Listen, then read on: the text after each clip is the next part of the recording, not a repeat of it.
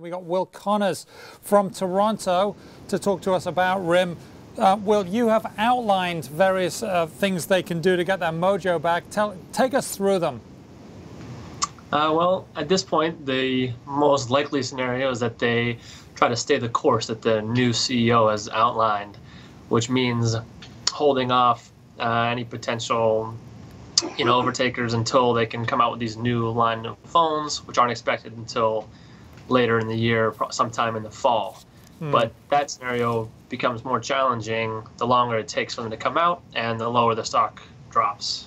Yeah, and it's basically hitting close to that $10 critical level where portfolio managers tend to and small investors tend to run and hide. What are the other things? Even odds of partnering or joint ventures? Explain how that would work.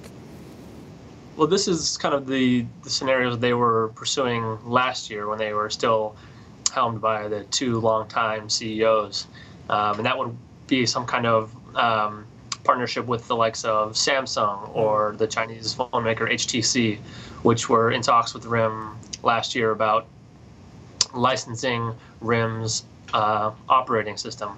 But those talks were put on hold when the new CEO took over in January, and they, as far as we can tell, haven't resumed so far. But that is one option. They could resume similar talks. So the two things we've talked about now, staying the course and partnering or joint ventures, the two most likely alternatives. What does that mean? I'm a BlackBerry user. I'm sure you are too. What would either of those mean for us? Would that basically mean business as usual? My BlackBerry will still work as much as it can?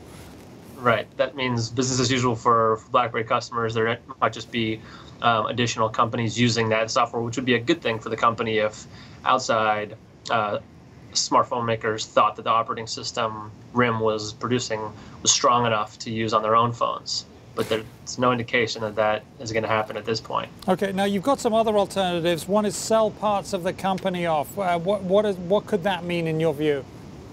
Well, they could decide that they would become either a solely software provider or solely hardware provider.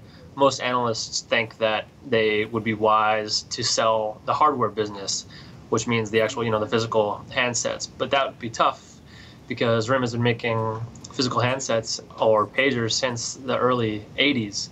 So that would require a real radical shift in thinking for the company. And so you said that's more software side, which is like the network, the security, the services, things like that. And that's something where they're still a leader in, right? The software, the security piece of it. Right. Most people still say that RIM is the most secure operating system out there. Okay. Now the other thing, there's two other alternatives: sell the whole thing or go private. Sell the whole thing. If that happened, they get absorbed by somebody else. Does that mean my BlackBerry basically gets washed away at some point? Probably eventually, yes. That would probably mean a company thought that RIM was cheap enough to buy the whole company outright and then, cobble together whatever pieces they thought were most valuable into their own company. For example, RIM's patents, which most analysts say are worth about $2 to $2.5 billion, and then just do away with the rest of the company that they don't see a need for.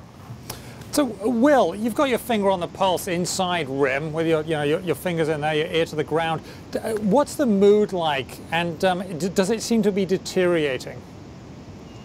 Yeah, I just was actually a few minutes ago talking to somebody who said that people inside RIM are sending out their resumes and updating their LinkedIn profiles more furiously than ever.